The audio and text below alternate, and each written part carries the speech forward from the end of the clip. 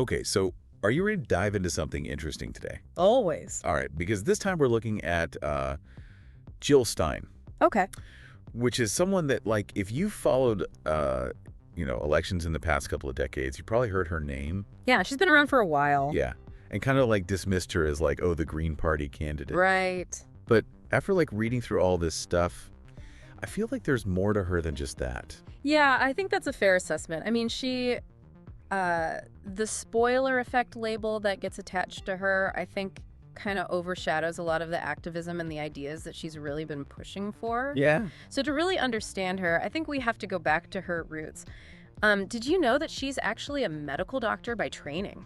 Oh, really? Yeah. I did not know that. Yeah. That's wild. A doctor running for president. Yeah. That's not something you see every day. Yeah. And not just any doctor. Right.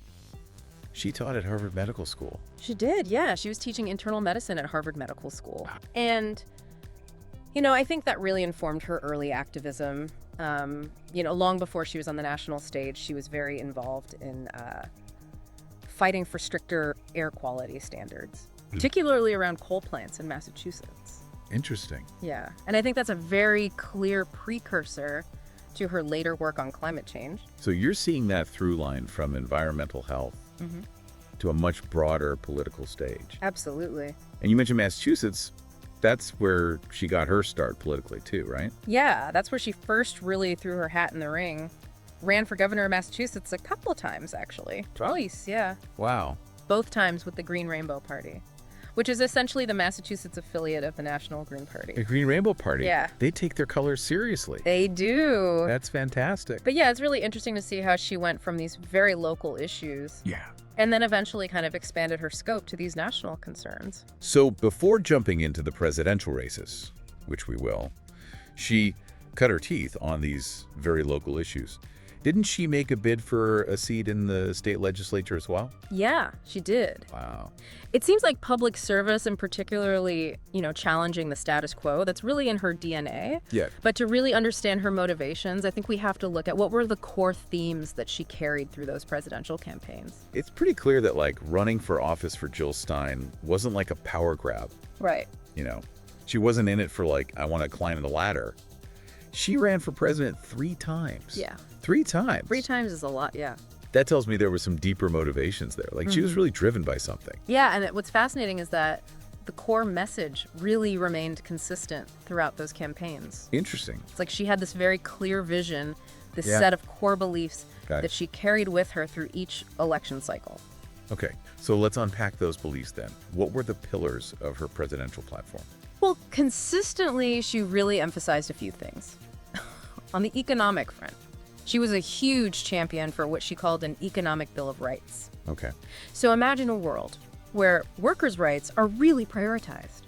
And get this, where publicly owned banks are the norm. Publicly owned banks. See, that's not something you hear every day. Right. That's like a fundamental shift. It is. In how we even think about finance. Yeah, it's a very different way of looking at things. Wild. Okay, what else? Education was a huge one for her. Big advocate for free public education. And not just like K through 12. She was talking pre-K all the way through grad school. Wow. Free college, free grad school. That's a bold proposition. It is. It makes you wonder how that would actually work in practice. Right. How do you fund something like that? Yeah. What would the implications be? But it fits with that theme. Absolutely. Challenging the status quo, for sure. For sure. Okay, what about healthcare? Healthcare, another big one. She was a proponent of Medicare for all, believed very strongly that healthcare is a right, not a privilege, and also expressed a lot of skepticism about the pharmaceutical industry. She argued that their profit motives don't always align with the public good. Okay, so we're seeing a pattern here of advocating for social programs and questioning these like established systems. Yeah, she was not afraid to kind of poke at those institutions. What other issues got her going?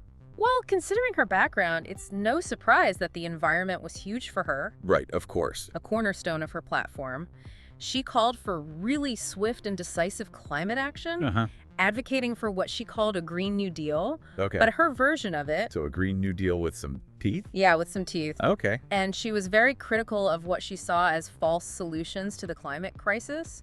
She would often target policies that she felt prioritized corporate interests over genuine environmental protection. So it sounds like she wasn't just passionate about like, oh, we need to save the planet.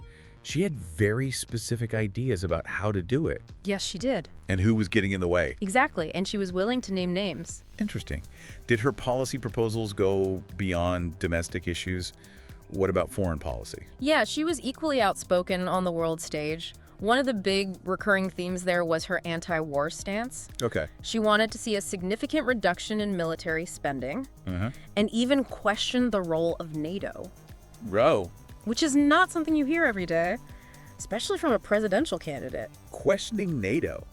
That's a bold move. It is. Okay, so publicly owned banks, free grad school, a skeptical eye towards NATO. Yeah. I mean, you're right. Those are some remarkably consistent themes about all of her campaigns. It seems like she really wanted to like shake things up, challenge conventional thinking on both domestic and foreign policy. She was not about incremental change. She wanted to completely reimagine the system. Wow. Yeah. Out of all of these things, one of the ones that like my ears perked up the most was this idea of publicly owned banks. Yeah. Because it's so different Right. from how we typically think about banking. Yeah, it's interesting. Could you talk a little bit more about that? Sure. Like how would that work? Well, I think to understand her perspective, it's helpful to look at a real-world example. The Bank of North Dakota.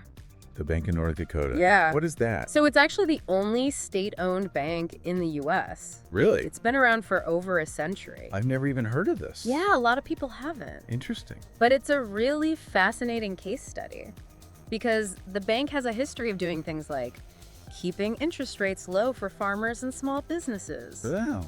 And it's even contributed to the state's budget surplus.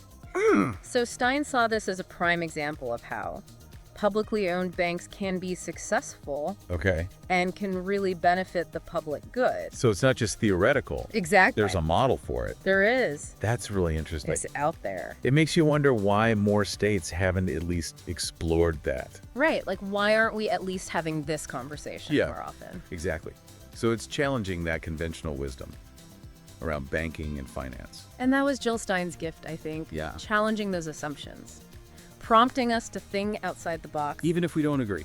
Even if we don't agree. Which is fine. Exactly. It's good to have those conversations. Absolutely. Speaking of challenging assumptions, one of the biggest questions I think that always surrounds Jill Stein is, did she actually affect the outcome of those presidential elections? Right. Like, was she a spoiler? Yeah.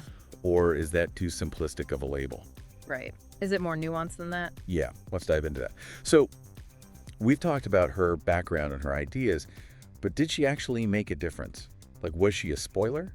Yeah, that's the big question, right? Especially in those really close races. It's interesting because if you look at the numbers, she never got more than like 1% of the national vote. Right. But in a few states, those swing states, Yeah. Michigan, Wisconsin, Pennsylvania, her vote share was bigger than Trump's margin of victory.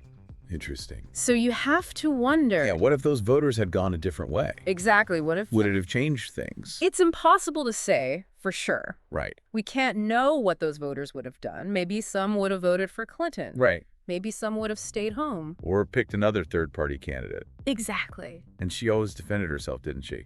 She said voters shouldn't just pick the lesser of two evils. Right. She believed in expanding voter choice, giving people more options. Makes sense. She thought the two-party system was too limiting. It's like you're forced to choose between two things. Yeah, and maybe neither one really represents your views. Exactly. So it raises the question about those third parties. Right. Are they spoilers or are they important voices? Yeah. Even if they don't win, they bring up different perspectives. It's a tough one. It is, and Stein often argued for things like ranked choice voting, Oh, yeah. where you could rank your choices. So it's not just about picking one. Exactly. And then the whole thing with Russia in 2016. Right, that was a whole other story. Was she involved in that? Well, her campaign was investigated, Yeah, I remember that. but they didn't find any evidence of collusion. So she was cleared. She was cleared of any wrongdoing. So where does that leave us? What have we learned about Jill Stein? I think we've learned that she's a really complex figure. Definitely. She's a doctor, an activist, someone who really challenged the system 3 times over. 3 times over. Whether you agreed with her or not, Right. she made people think She really did. about things differently. And she brought up issues that other candidates weren't talking about. For sure. And that's always a good thing. right? I think so. Even if her ideas seemed radical, Yeah, it's important to have those voices out there. absolutely. It's about having those conversations. Exactly. And challenging those assumptions. Well said. Jill Stein, a fascinating figure. And I think this deep dive has really shown us that Yeah. There's always more to the story. always something to make you think. Absolutely. Well, this has been a fascinating deep dive. Thanks for taking us through it. My pleasure. And for our listeners, if you want to explore more about Jill Stein, we'll have links to all the sources we used in the show notes. Until next time, keep asking those questions and keep diving deeper.